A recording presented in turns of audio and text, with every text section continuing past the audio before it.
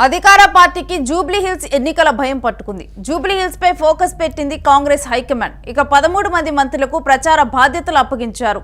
ప్రతి బూత్ బాధ్యతను జిల్లా స్థాయి నేతకు అప్పగించారు. శనివారం నుంచి మంత్రులు ఇంటింటి ప్రచారం నిర్వహించనున్నారు. విజయం కోసం చెమటోడ్చాలని శ్రేణులకు సీఎం సూచనలు చేశారు. ఇక తుది బరిలో 58 మంది అభ్యర్థులు ఉన్నారు. ఇప్పుడు మొత్తం కూడా 400కు పైగా కూడా నామినేషన్లు వేశారు. అయితే ఇక తుది బరిలోనైతే ఇప్పుడు 58 మంది అభ్యర్థులు అయితే నిలిచారు. ఇక దీంతో కూడా జూబ్లీ హిల్స్లోనైతే ఇప్పుడు కాంగ్రెస్లో ముఖ్యంగా చూస్తే కనుక ఈ బాధ్యత అంతా కూడా సీఎం మీద పడినట్లు తెలుస్తుంది. ఇంకా దీంతో కూడా మంత్రులు 13 మంది మంత్రులను కూడా ఏర్పాటు చేసి ఇంటింటి ప్రచారం నిర్వహించనున్నారు. మరి కాంగ్రెస్ జూబ్లీ హిల్స్ ఎన్నికల కసరత్తును గురించిన డీటెయిల్స్ మా ప్రతినిధి కిరణ్ అడిగి తెలుసుకుందాం. కిరణ్, ఇప్పుడు కాంగ్రెస్ కి జూబ్లీ హిల్స్ ఎన్నికల భయం పట్టుకున్నట్లుగా కూడా అర్థమవుతుంది. డీటెయిల్స్ ఏంటి? రేణు, జూబ్లీ హిల్స్ ఉప ఎన్నికల నోటిఫికేషన్ తర్వాత నామినేషన్ల స్వీకరణ, తుది గడువు వ్యవహారాలు మొత్తం ముగిశాయి. అయితే మొత్తం బరిలో 58 మందిని ఇచ్చారు. అయితే అధికార కాంగ్రెస్ పార్టీకి జూబ్లీ హిల్స్ ఉప ఎన్నిక హైటెన్షన్ తీసుకొస్తుంది. ఎందుకంటే అధికార పార్టీ అధికారంలోకి వచ్చి దాదాపు 2 సంవత్సరాలు అవుతుంది తెలంగాణలో.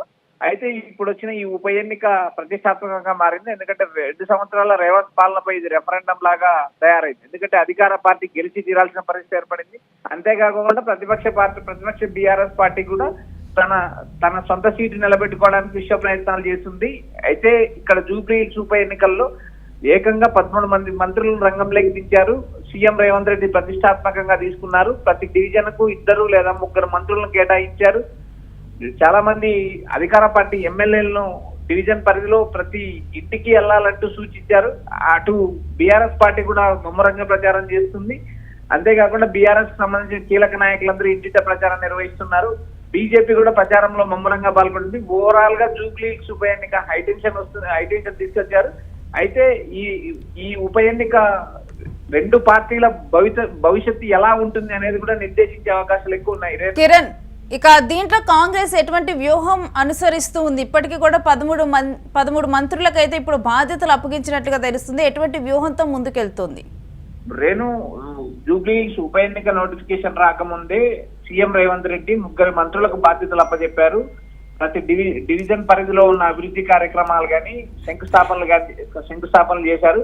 అయితే జూబ్లీ హిల్స్ ఉప ఎన్నిక నోటిఫికేషన్ వచ్చి అభ్యర్థి ఖరారైన తర్వాత కాంగ్రెస్ పార్టీ ప్రచారం కొంచెం స్లో అయిందని ప్రచారం కూడా నడిచింది. అంతేకాకుండా ప్రతిపక్ష బీఆర్ఎస్ పార్టీ డివిజన్ పరిధిలో ప్రతి ఇంటికి మమ్మురంగా ప్రచారం నిర్వహిస్తుంది. ప్రతి 100 ఓటర్లకు ఒక బూత్ ఇన్ఛార్జ్ నియమించారు. వారు మునుగోడు మాస్టర్ ప్లాన్ వాళ్ళు బీఆర్ఎస్ పార్టీ అమలు చేస్తుంది.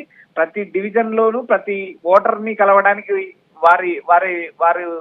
వారు మేనేజ్మెంట్ ఏర్పాటు చేశారు. ఆ విధంగా పొలిటికల్ మేనేజ్మెంట్ ఏర్పాటు చేస్తున్నారు. బీఆర్ఎస్ పార్టీకి సంబంధించిన కీలక నేతలందరూ జూబ్లీ హిల్స్ పరిధిలో ఇంటింటా ప్రచారం నిర్వహిస్తున్నారు. ఇటు అధికార కాంగ్రెస్ పార్టీ కూడా ఏకంగా 13 మంది మంత్రులను రంగంలోకి దించడంతో ఈ ఉప ఎన్నిక కాంగ్రెస్ పార్టీ ఎంత ప్రతిష్టాత్మకంగా తీసుకుంది కూడా అర్థమవుతుంది. ఎందుకంటే కాంగ్రెస్ పార్టీ 2 ఏళ్ల పాలన పైన రెఫరెండం అనేది కూడా ఒక ప్రచారం నడుస్తుంది.